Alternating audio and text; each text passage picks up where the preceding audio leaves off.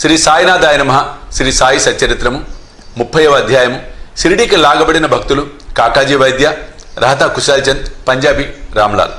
ఈ అధ్యాయంలో బాబా షిరిడీకి ఇచ్చిన ఇద్దరు భక్తుల వృత్తాంతము చెప్పుకుందాము. దయామయుడు భక్తవత్సలుడగు శ్రీ సాయికి నమస్కారం. వారు దర్శన మాత్రముననే భవసాగరమును తరింపజేసి మన ఆపదలను బాపెద్దరు. వారు నిర్గుణ స్వరూపులైనను భక్తులు కోరుటచే సగుణ స్వరూపము వహించిరి.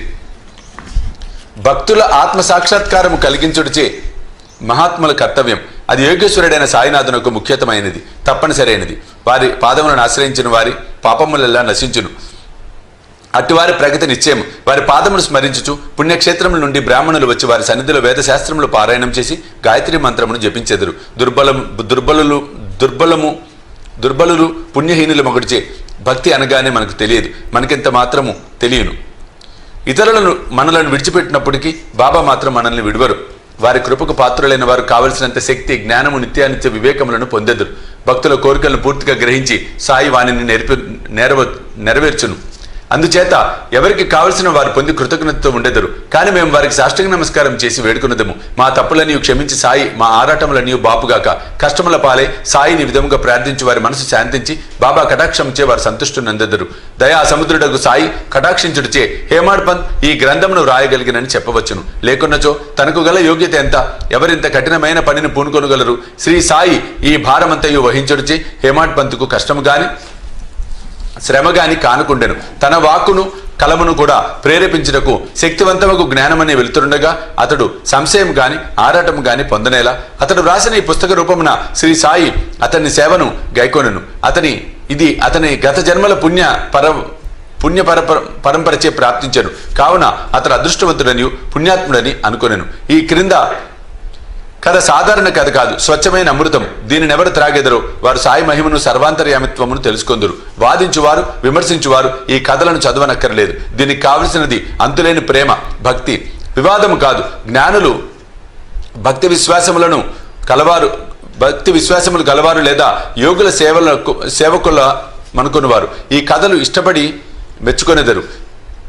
తదితరులు కాకమ్మ కథలను అనుకొందురు. అదృష్టవంతులైన సాయి భక్తులు సాయి లీలలను కల్పతరువుగా భావించెదరు.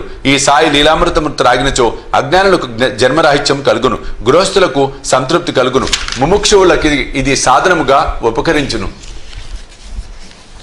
ఇక ఈ అధ్యాయంలో కథను ప్రారంభించదము. కాకాజీ వైద్య. నాసిక్ జిల్లా వనిలో కాకాజీ వైద్య అనేవాడు ఉండెను. అతడచటి సప్తశృంగి దేవతకు పూజారి. అతడు అనేక కష్టముల పాలై మనశ్శాంతిని పోగొట్టుకుని చెంచల మనస్కుడయ్యను. అట్టి పరిస్థితుల్లో ఒకనాటి సాయంకాలం దేవతాలయమునకు పోయి తన ఆందోళన నుండి కాపాడమని హృదయపూర్వకంగా వేడుకొనెను. అతని భక్తికి దేవత సంతసించి ఆనాటి రాత్రి అతని స్వప్నమును కాంచి బాబా వద్దకు పొమ్ము, నీ మనసు శాంతి వహించును అనెను. ఆ బాబా ఎవరో దేవిని అడిగి తెలుసుకున్నట్టుకు కాకాజీ ఉత్సహించెను. కానీ అంతలోనే అతనికి మెలకు వచ్చెను. ఈ బాబా ఎవరై ఉండవచ్చునని అతడు యోచించెను. కొంతసేపు ఆలోచించిన పిమ్మట ఈ బాబా అంటే త్రయంబకేశ్వరుడు కావచ్చని పుణ్యస్థలముకు త్రయంబకమునకు వెళ్ళాను. అచ్చట 10 రోజులు ఉండెను. అభిషేకమును తదితర పూజలు కావించెను. అయినప్పటికీ మునుపటి వలె అశాంతిగా ఉండెను. పిమ్మటి స్వగ్రామంకు వచ్చి తిరిగి దేవతను వేడుకొనెను. ఆ రాత్రి ఆమె స్వప్నంలో కనిపించి అనవసరముగా త్రయంబకేశ్వరం ఎందుకు వెళ్ళినావు? బాబా అనగా షిరిడి సాయిబాబా అని అభిప్రాయం. షిరిడీకి పోవుటెట్లు, ఎప్పుడు పోవలను, బాబాను చూచుటెట్లు అని కాకాజీ మనోవ్యాకులతో పొందుచుండెను. ఎవరైనా యోగేశ్వరుని చూడవలని అనుకున్నచో ఆ యోగియే కాక దైవం కూడా అతని కోరికను నెరవేర్చుటకు సహాయపడును. యథార్థముగా యోగియు భగవంతుడును ఒకరే, వారిలో ఏమీ భేదం లేదు. ఎవరైనా తానే పోయి యోగిని దర్శించుటన్నది ఉత్త బూటకము. యోగి సంకల్పించినదే వారిని చూడగలుగు వారెవరు? అతని ఆజ్ఞ లేక చెట్టాకు కూడా కదలదు. యోగి దర్శనముకై భక్తుడు ఎంత వేదన పడునో, ఎంత భక్తి విశ్వాసములు చూపునో అంత త్వరగా బలముగా అతని కోరిక నెరవేరును. దర్శనముకై ఆహ్వానించువాడే వచ్చువానికి స్వాగత సన్నాహంలో నర్చును. కాకాజీ విషయంలో అట్లే జరిగాను. శ్రామ మొక్కు. కాకాజీ షిరిడి పోవుటకు ఆలోచించుచుండగా ఒక అతిథి అతన్ని షిరిడికి తీసుకుని పోవుటకు అతనింటికే వచ్చాను. అతడెవరో కాదు, బాబాకు ముఖ్య భక్తుడు శ్యామయే. శ్యామ ఆ సమయంలో వనీకి ఎట్లు వచ్చానో చూద్దాము. శ్యామ బాల్యంలో జబ్బుపడినప్పుడు అతని తల్లి తమ గృహదేవత యొక్క వనిలోని సప్తశృంగికి జబ్బు నయము కాగానే నీ దర్శనమునకు వచ్చి బిడ్డను నీ పాదములపై పెట్టెదను అని మొక్కుకొనెను. కొన్ని సంవత్సరముల పిమ్మట ఆ తల్లి కుచములపై తామరం లేచి ఆమె మిక్కిలి బాధపడెను. తనకు నయమైనచో 2 వెండి కుచములు సమర్పించదనని అప్పుడు ఇంకొక మొక్కు మొక్కెను. కానీ ఈ 2 మొక్కులు కూడా ఆమె చెల్లించలేదు. ఆమె చనిపోయినప్పుడు ఈ సంగతి శ్యామకు చెప్పి 2 మొక్కులు చెల్లించు భారము అతనిపై వేచి మృతి చెందెను. శ్యామ కొన్నాళ్లకు ఆ మొక్కులను పూర్తిగా మరిచెను. ఇట్లు 30 సంవత్సరములు గడిచెను. అప్పట్లో సిరిడీలోని ఒక పేరు పొందిన జ్యోతిష్కుడు వచ్చి నెల దినములచట మకాము వేశాను. అతడు శ్రీమాన్ బూటి మొదలగు వారికి చెప్పిన భవిష్యత్తు సంతృప్తికరంగా ఉండెను. శ్యామ తమ్ముడు బాపాజీ జ్యోతిష పండితుని సంప్రదించగా అతడు తల్లి మొక్కులు చెల్లించకపోవడిచే వారికి కష్టములు సప్తశృంగి దేవత కలుగజేయుచున్నది అని అనెను. బాపాజీ ఈ సంగతి శ్యామకు చెప్పాను. అప్పుడు శ్యామకు సర్వము జ్ఞప్తికి వచ్చాను. ఇంకా ఆలస్యం చేసినచో హానికరమని ఎంచి శ్యామ ఒక కంసాలిని పిలిచి 2 వెండి కుచములు చేయించెను. మసీదుకు పోయి బాబా పాదములపై పడి 2 కుచములను అచ్చటబెట్టి తన మొక్కులను చెల్లజేయమని బాబాయే సప్తశృంగి దేవత అగుడిచే వారిని ఆమోదించమని వేడెను. నీవు స్వయముగా పోయి సప్తశృంగి దేవతకు మొక్కును చెల్లింపుము అని బాబా నిర్బంధించెను. బాబా ఊదిని ఆశీర్వాదముగా పొంది శ్యామ వని పట్టణమునకు పోయెను. పూజారి ఇల్లు వెతుకుచూ తుదకు కాకాజీ ఇల్లు చేరెను. అప్పుడు కాకాజీ షిరిడీకి పోవలనని గొప్ప కుతూహలంతో ఉండెను. అట్టి సమయంలో శ్యామ వారింటికి వెళ్ళాను. ఇది ఎంతటి ఆశ్చర్యకరమైన కలయికయో చూడుడు.